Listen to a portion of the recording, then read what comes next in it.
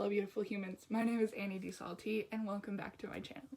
So today we're going to talk about the Hogsmeade Trip Readathon, which I am so excited for. This is hosted by G from Book Roast, although we gotta talk about the elephant in the room, which is that this readathon doesn't exist anymore. Basically G posted this lovely 30-minute video.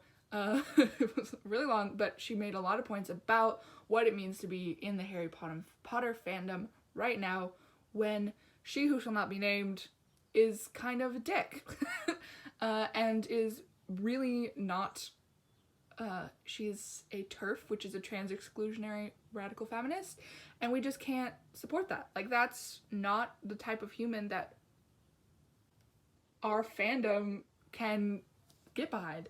So I just want to give my 2 cents about that before diving into this video, because I am going to do this readathon. I separated Harry Potter from JK Rowling so long ago. I was born in 2001. I'm 18 years old, and I've never lived in a world without Harry Potter. It's just its own world. It's so separate from her. It's taken on its own life. So on top of that, I got really into the Owls in April, and I just so into this readathon. G comes up with the best prompts, and I've been just anticipating this readathon all month. I came up with my entire TBR like way earlier. I've changed it like a million times, and I'm gonna do it. Like, it's just really fun for me, and I'm so excited. I'm totally on board for G's the way she's changing it up. She's gonna create her own, well, she was talking about creating maybe her own universe, or not universe, but like her own, along the same lines of the Magical Readathon, but just separate from Harry Potter, and that sounds great. I'm super into it. Like, the idea of the readathon is just supporting her as a creator. Like, she's amazing. She's so smart. She comes with the best prompts, and I just really enjoy participating in these readathons that she has, and this is my first year of doing it, and now it's like all collapsing, but I'm here. I'm supporting whatever she decides to do. I will do any readathons that she is part of. So with all that said, let's get into my TBR. So before I can even start this readathon, I have to finish the book I'm currently reading, which is The Divine Secrets of the Yaya Sisterhood. This is basically an ode to mothers and daughters and their relationships. So anyways, that's step number 1, is to finish this book, which is not a part of this readathon. But again, it's been slow going, so I haven't finished it yet. Let's get into the actual readathon TBR. So I have my little notebook, which has all my like things that will work for my prompts, and then I drew out little symbols for each. I did this again like right after she posted the video, so I drew out all the symbols for the little places that I might have to go to. So anyways, the first book obviously is the Marauder's Map. You have to get to Hogsmeade. So for the Marauder's Map, I'm gonna read The Voyage of the Dawn Treader, which is the 5th book in the Chronicles of Narnia series. I read a bunch of the Chronicles of Narnia during the Owls, and I'm really excited to read the 5th one. I'm assuming they're on a boat. Narnia is just like the place you want to be right now, so there's that. In the event that I decide to venture into the Three Broomsticks, which, to be honest, if I was in Hogsmeade, a butterbeer is like where it's at. And as much as I would like rather be in a less crowded place like the Hog's Hen, I think I would be too intimidated by the owner guy and this kind of sketch people there. So I would probably realistically go to the Three Broomsticks. So in the event that I do decide to go to the Three Broomsticks, I will either be reading Illuminate, which I've had on my shelf for a million years. It's one of those written in documents, so I think it'll go way faster than it would assume based on its chunkiness. So I've been wanting to read this for a while. Also, because the prompt is read a book part of a trilogy. So either Illuminate, which I also have the second one for, or Scythe, which I believe is a trilogy. There may be 4, but whatever. My boyfriend read this and absolutely loved this. Everyone loves this. I read the first 30 pages and wasn't super into it. And dystopian isn't really necessarily what I want to be reading right now. But again, everyone loves this. I'm sure it's great. So that's another option for later once I am onto the Three Broomsticks, if I decide to go there. For Scrivenshafts, which I don't know if that's how you pronounce that, but which is basically the stationery store, which is somewhere I would for sure go if I was in Hogsmeade. The prompt is to read a book by a person of color author, and I'm deciding to read So You Want to Talk About Race. and I'm listening to that on audiobook. I have already read the prologue, and it's gonna be a great book. I'm gonna learn so much from it, and I'm really excited to listen to it more as I go on walks and cook and bake and stuff this week. So I'll, be reading that kind of throughout the week. For Madame Puttyfoot's, which is the tea shop, the prompt is to start a book while drinking a cup of tea. So for that, I'll be reading Soft on Soft, which works out perfectly because there's literally a cup of tea on the cover, and that's a female-female romance that I've heard nothing but good things about, so it's been on my TBR for a while. I'm excited to get to that. I have that one on ebook. It's actually on Kindle Unlimited, so there you go. So if I decide to visit Owl Post, which again is a high probability because owls are adorable and my Patronus is a snowy owl, the prompt is to read a book that you got in the mail recently. And for me, that is one to watch. This came in my Book of the Month box earlier this month, and it's about a plus-size main character in a romance, bachelor-style situation. I've been wanting to read this. This has been on my radar for quite a while, so I'm excited to get to it. Next is The Shrieking Shack, which, let's be honest, I probably wouldn't go to because I'm a little scaredy cat. For The Shrieking Shack, the prompt was to read a thriller. And as I don't read thrillers, I kind of bent it to mean mystery because I've gotten really into mysteries. And so for that, I'm going to do another book that I got in my Book of the Month box, which is The Guest List by Lucy Foley. Again, this is a mystery. Everyone's been reading it recently. I'm really excited to get into it this week. I think I'm going to go outside and sit on my deck under our umbrella and read for a while. So that is the plan, and I'll see you in a bit.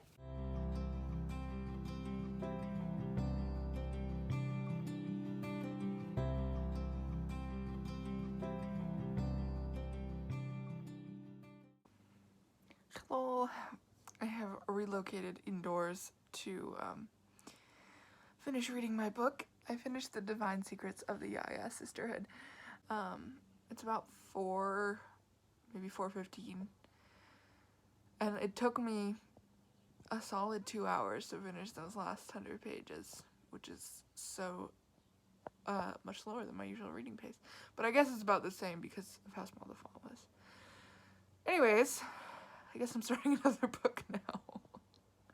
I'm gonna take a little break and watch a couple YouTube videos, and then I'm going to read to start up on The Voyage of the Dawn Treader, so I'll update you once I have some thoughts on that book.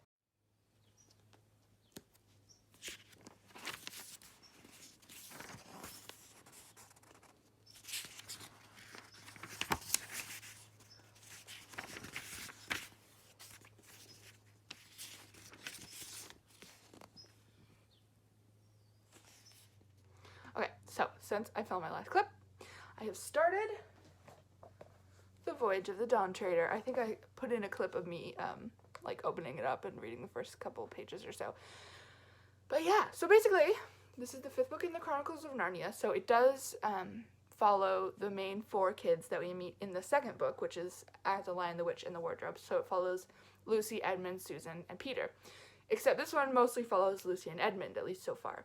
I'm about 60 pages in. So it mostly follows Lucy and Edmund so far. They're staying at their uncle's, and there's this really annoying boy that's with them. His name is Eustace, and he is just like a total grumpy pants, and he is not a nice person. But they are at this house, and then they fall into a painting of a ship. And they get on the ship, and they meet Prince Caspian, who we met in the 4th book. And Prince Caspian is on a quest to find the 7 lords that his evil uncle banished to these islands. And then there's also the story of their mouse friend, whose name is Reepicheep. He's about 2 feet tall, and he is just looking to see, he is looking for beyond Narnia, beyond where they've gone before. They're trying to go east to find Aslan's homeland. So, we found one of the guys. So we're at the first island. We've been kidnapped. There's a lot happening. I'm taking a bit of a break now. I'm gonna watch some Avatar: The Last Airbender, which I've been really into. I'm slowly making my way through the first season. I've never watched it before. I was a Disney Channel kind of child, and so I never saw a lot of these classic Nickelodeon shows, but I'm really enjoying it. It's super cute. My neighbor has been mowing for the past hour. I live on a golf course, so a lot of people are mowing all the time, in the good old suburbs of my hometown, and so I've had to close the window. Hopefully you can't hear him, but it's very irritating. I hope he will stop soon. I'll talk to you later when I've read a bit more. Good morning. It's barely morning. It's 11:30, but I've been awake for a hot minute. Oh, I was using my fountain pen last night and things got a little crazy. Yeah, so basically I read up to page 114 of The Voyage of the Dawn Treader. The word is treader, not trader. I have eye problems, so often I don't fully read words. Like, I just assume what they are, which everyone does to a certain extent, but for me it's pretty bad. So 113 pages, 14 pages in. Basically, we found the first dude. We've had a storm. We found a dragon. A lot's going on. I'm really into it. And Eustace, my boy, has had a character growth. He turned into a dragon, and he came out of that dragon a whole new child. So that's good. Yeah, I'm gonna go for a walk with my mother soon, and but I think I'm gonna get a little bit more of this read. So I'll let you know when something happens.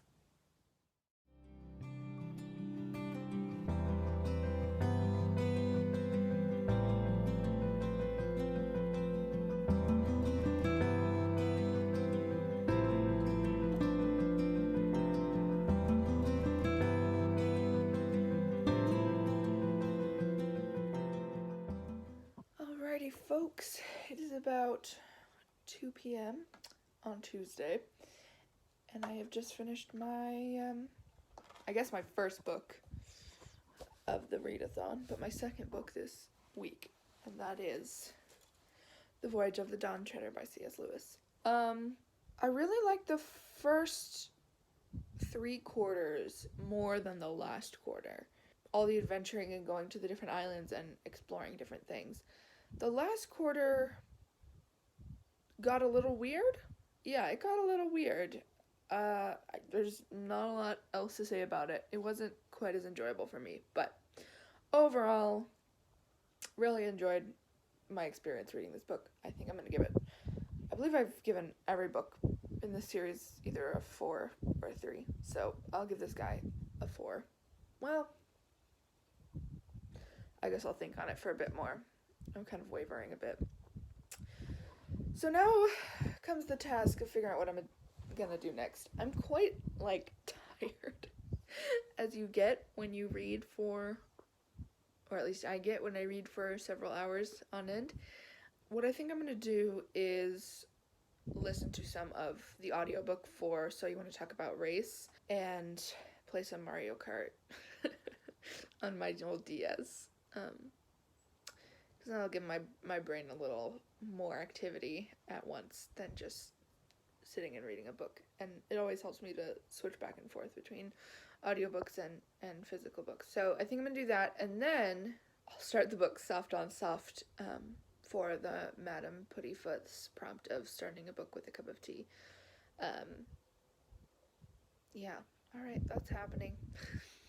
I'll update you later. Hello.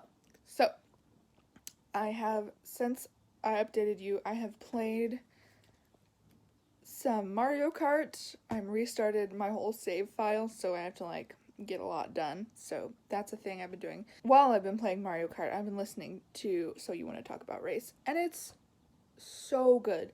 I know a lot of people are saying this about, there's this whole anti-racist, reading list that everyone is looking at, and we're all trying to get more education on what it means to be Black in America and in the world, and how that differs from our experience, and how we can be anti-racist allies.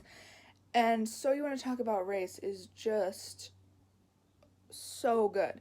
She breaks it down. She's so super non-accusatory, which I really appreciate. But she's also just, she breaks it like she doesn't pull any punches. She's like, this is how it is.